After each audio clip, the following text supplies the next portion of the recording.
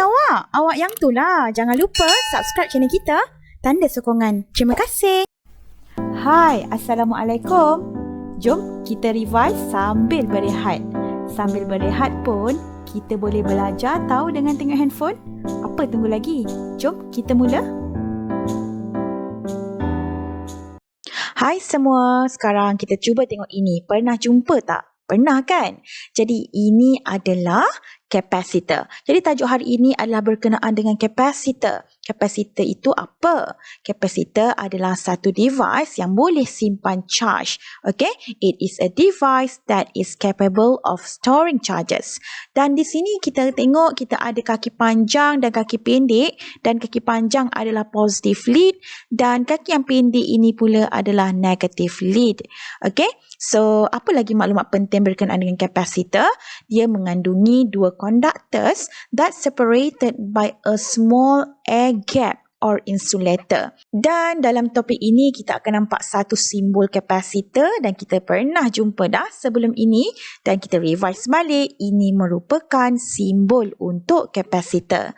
Okey, sekarang kita akan tengok pula apa itu capacitance. Ada beza ke capacitance dengan capacitor? Okay, so capacitance is actually the amount of charge a capacitor can store when a potential difference is placed across the plates. Kita ada capacitor and then kita try to connect that capacitor with a voltage of V. So capacitor tadi akan simpan charge. Jadi bila capacitor simpan charge, dia boleh simpan certain amount of charges. Dan berapa certain amount tu? Kita boleh kira berdasarkan capacitance of a capacitor. Lagi besar capacitance sesuatu capacitor tersebut, lagi banyaklah charge yang dia boleh simpan. Tapi bila kita sebut berkenaan dengan definition capacitance, the capacitance of a capacitor is defined as the ratio of the magnitude of the charge, which is Q, on either plate to the potential difference between them. Okay, so kita boleh tulis equation of the capacitance where C is equal to Q over V. It is a ratio between the charge Q over V, which is the potential difference across the capacitor. Dan jangan lupa unit untuk kita kira capacitance adalah F, iaitu farad. Jadi sekiranya saya ada satu capacitor yang mempunyai capacitance 1 farad, apa agaknya maksud tu? Capacitance yang dilabelkan sebagai 1 farad bersamaan dengan 1 coulomb per 1 volt. Okey, maksudnya di sini adalah bila sesuatu kapasitor itu dilabelkan sebagai 1 farad of capacitance, that's mean the charge on either of the plates of the capacitor is 1 coulomb. Setiap plate itu ada 1 coulomb charge when the potential difference across the capacitor adalah 1 volt. Boleh faham ke? Saya harap awak boleh faham, okey? Okay, next. Kita akan beralih pula kepada perkara yang paling penting dalam chapter ini adalah combination of capacitors in a circuit. Kita boleh lihat ada dua kombinasi kapasitor iaitu secara series dan juga secara parallel. Okay? Jadi kita akan lihat bagaimana untuk kita kira the total of capacitance in a circuit. Jom kita mulakan dengan series combination dulu.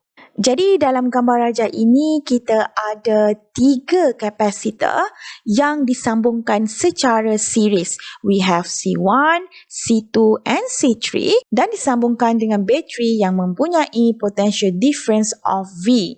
Jadi kita nampak dekat sini saya lukiskan the flow of current I from the positive terminal of the battery. So we can see here that the current that flow through C1, C2 dan juga C3 merupakan current yang sama, nilainya sama. The amount of current that flow through C1 equal to C2 and equal to C3. Dan kita boleh nampak dekat sini bila current yang lalu pada ketiga-tiga kapasitor ini sama, bermakna kesemua kapasitor ini disambungkan secara series. Jadi untuk circuit ini bila saya cuba combine ataupun kira the equivalent capacitance of C1, C2 and C3 so that we can try to simplify the circuit, dan kita boleh combinekan kesemua kapasitor tadi dan kita punya circuit kita boleh lukis seperti yang ditunjukkan dalam rajah ini. Alright? And then how to calculate the equivalent capacitance when all the capacitors is combined in series? Okay?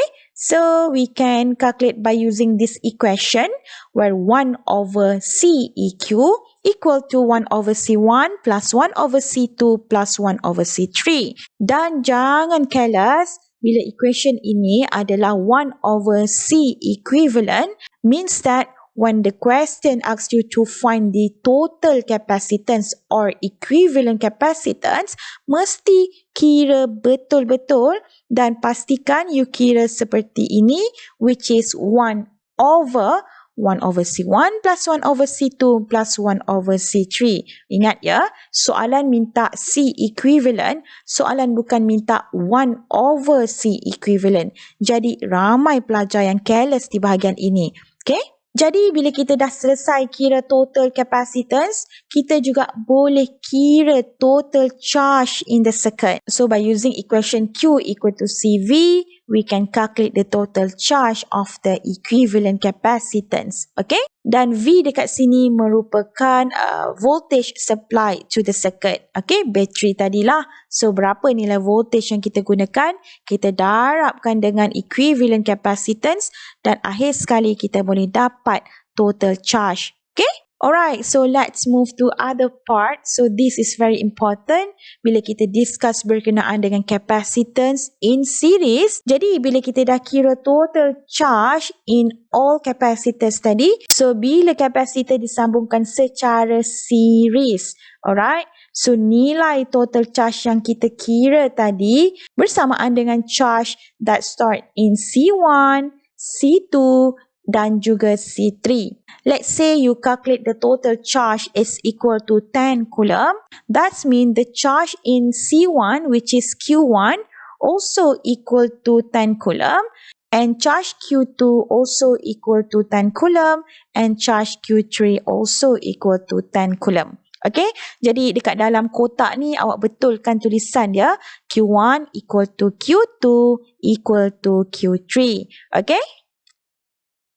Dan untuk series pula, perlu ingat, okay, bila kita ada ketiga-tiga kapasitor in series, means that the supply voltage, which is the voltage daripada bateri tadi, sama dengan the sum of voltage across each capacitor. Jadi apa maksudnya di sini?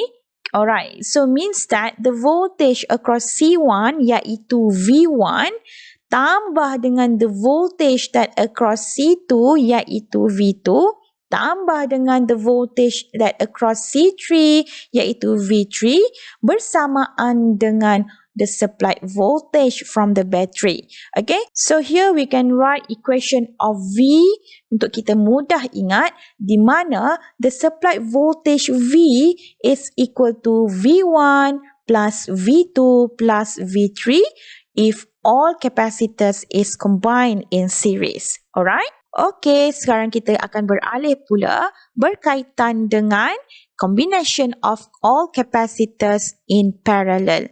Okay, so seperti yang ditunjukkan dalam diagram ini, so the flow of current is from positive terminal of the battery. Jadi kita boleh nampak dekat sini bila arrow berwarna merah jambu itu tiba pada satu junction, means that the current will split into 3 parts. Okay, jadi maknanya current yang lalu pada C1 merupakan I1 dan current yang lalu dekat C2 merupakan I2 dan current yang lalu dekat C3 merupakan I3. Bermakna nilai current yang lalu pada C1, C2 dan juga C3 merupakan nilai current yang tidak sama. Okay, kalau series tadi nilai current yang lalu pada C1, C2 and C3 sama sebab itu mereka adalah series combination. Tetapi untuk parallel, jika awak nampak the flow of current split into 3 groups seperti yang ditunjukkan dalam gambar ini, bermakna kapasitor itu disambungkan secara parallel. Okay? Jadi seperti biasa kita boleh kira the equivalent capacitance and we can try to simplify the circuit dan kita boleh lukis seperti ini. Okay? Jom kita kira equivalent capacitance. So, untuk parallel combination, kita boleh kira total capacitance in parallel ataupun equivalent capacitance that connected in parallel equal to C1 plus C2 plus C3. Yang ini mudah saja. Kita perlu tambahkan saja. Okay? Dan macam biasa, bila kita dah kira total capacitance in a circuit, kita boleh kira total charge by using equation Q equal to CV. QT is Q total dan CEQ adalah C total and V is the supply voltage. Okay? Sekarang apa yang penting berkenaan dengan capacitors in parallel? Kita mesti ingat that the total charge yang kita kira tadi bersamaan dengan sum of charge stores in each capacitors. Maksudnya apa? Maksudnya total charge yang kita kira tadi QT equal to jumlah charge yang tersimpan dalam setiap kapasitor, di mana Q total equal to Q1 plus Q2 plus Q3. Okay? Tetapi sekiranya kita nampak capacitors that connected in parallel, kita boleh lihat di sini di mana the voltage across each capacitor is equal to the supply voltage. Okay? So kita boleh tulis dekat sini di mana voltage across capacitor 1 which is V1 equal to V2 equal to V3 and it is equal to VT. VT itu adalah total voltage lah. Dia merupakan nilai voltage bateri yang kita gunakan dalam circuit tersebut. Boleh? Alright, sekarang kita akan tengok pula berkaitan dengan energy stored in a charge capacitor. So, point yang pertama, bila switch is closed ataupun switch on the circuit, the charges begin to accumulate on the plates. Seperti yang kita tahu, bila kita switch on, charge akan terkumpul dalam capacitor tadi. Okay? So, a small amount of work, delta W, is done in bringing a small amount of charge tadi from the battery to the capacitor. So, kita melakukan sedikit kerja, iaitu delta W. Dan poin yang ketiga, the work done in charging the capacitor appears as electric potential energy U stored in the capacitor. Okay, maknanya the work done in order to charge the capacitor merupakan electric potential energy. So, bagaimana untuk kita kira electric potential energy in a capacitor? We can use this equation where U equal to half Q squared over C. Dan seperti yang kita dah ingat sebelum ni, Q equal to CV. Jadi, bila kita gantikan dalam equation yang pertama ini, kita juga boleh tulis equation electric potential energy U is equal to half CV squared. Ataupun kita gantikan C dengan Q over V. Okay? So, bila kita gantikan C equal to Q over V, dan kita boleh dapat lagi satu equation berkenaan dengan U which is equal to half QV. Okay? So, kita boleh nampak dekat sini equation yang pertama U ada Q dengan C dan equation kedua U ada C dengan V. Jadi, bila kita masukkan C equal to Q over V dalam equation U half Q squared over C, kita boleh dapat satu lagi equation U iaitu bersamaan dengan half QV. Okey, jadi dekat sini kita nampak kita ada 3 equation yang berbeza bergantung kepada soalan. Okey, jadi kita boleh gunakan equation U in terms of Q squared over C, ataupun equation U in terms of C and V, ataupun equation U in terms of Q and V. Okey, jadi tak perlulah you hafal kesemuanya. Okey, cukup sekadar you pilih salah satu dan gantikan Q is equal to CV. Okey, sekarang kita nak discuss satu contoh. So here we have 3 capacitors. So we have C1, C2 and C3 and the battery is 20 volt. So daripada positive plate of the battery, we can draw the flow of current I as shown in the figure. So nampak tak dekat sini kita ada junction dan I daripada battery tadi akan split into I1 dan juga I2. Okay, so kita nampak arrow yang berwarna oranye adalah the flow of current that pass through C1 dan arrow berwarna purple adalah the flow of current that pass through C2 and C3.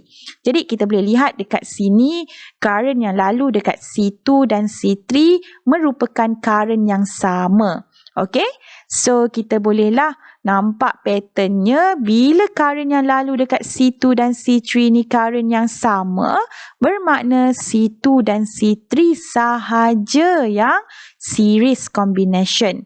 Okay, so C2 dan C3 series, tetapi C1 dan juga kumpulan C23 adalah parallel sebab current yang lalu dekat C1 tak sama dengan current yang lalu dekat kumpulan C23 tadi. Boleh? So, kita boleh simplifykan circuit kita sekiranya kita dah combinekan C2 dan C3 tadi menjadi C23. Okay? Jadi, dekat sini saya labelkan C23 dan in bracket, so we have S means that short form for series. Okay? So, bila kita dah simplifykan circuit ini, kita boleh nampak C1 dan C2 okay, berada dalam kedudukan secara parallel. Okay? So, kita boleh combinekan kita punya C1 dan juga C23 dan akhirnya kita boleh cuba simplifykan circuit kita menjadi total capacitance. So, kita ada V equal to 20 volt and final C123 ataupun boleh tulis sebagai CT which is C total. Okay? Jadi untuk soalan A, soalan minta kita kira total capacitance ataupun equivalent capacitance of the circuit. Okay? Jadi kita boleh kira C2 and C3 dahulu. Since C2 and C3 are in series, so we need to use equation 1 over C23 equal to 1 over C2 plus 1 over C3. Kemudian kita dah dapat nilai C23 iaitu 15 microfarad. Then we can find the total capacitance in this circuit where C1 and C23 are in parallel. Jadi bila kita nak combinekan C1 dan juga kumpulan C23 tadi, so kita akan dapat C123 equal to C1 plus C23. Parallel kan? So mesti tambahkan C1 dan juga C23. And finally kita dapat jawapan C123 is equal to 115 microfarad. Sekarang kita selesai soalan A, jom buat pula soalan B. Okay, kita nak kira the charge on C1. Okay, so kita nak kira Q1 berapa charge yang boleh disimpan dalam capacitor 1. So, bila kita nak memulakan soalan, kita tengok dekat sinilah. Akhir sekali tadi, circuit kita adalah combination antara C1 dan juga C23. Okay, C1 dan juga C23. Dan mereka adalah parallel. Okay, sebab itu saya tulis C1 and C23. Dalam bracket tu saya tulis P stand for parallel. Jadi bila parallel, kita tahu nilai voltage 20 volt tadi bersamaan dengan voltage across C1 iaitu V1 dan juga voltage across kumpulan 23 iaitu V23. Okey, berbeza ya kalau saya tulis sebagai V2 ataupun V3 sahaja, tapi ini adalah voltage across kumpulan V23. Okey, jadi because V1 and V23 are in parallel, so we can write that V equal to V1 equal to V23. Jadi perlu ingat ya rule di mana bila capacitor in parallel, voltage 20 volt equal to V1, jadi V1 pun sama juga 20 volt dan V23 juga 20 volt. Boleh? Okey, jadi bila saya dah ada maklumat V1 di mana V1 adalah 20 volt, jadi mudah untuk saya kira Q1 where Q1 is equal to C1 V1. Okay, so kita darabkan dan finally kita boleh dapat nilai untuk charge Q1 equal to 2000 microcoulomb. Okay, jadi unit jangan salah. Jadi kita dah selesai soalan B dan soalan C pula. Kita nak kira the potential difference in the capacitor C2. Bermakna kita nak kira nilai voltage across capacitor 2 iaitu C2.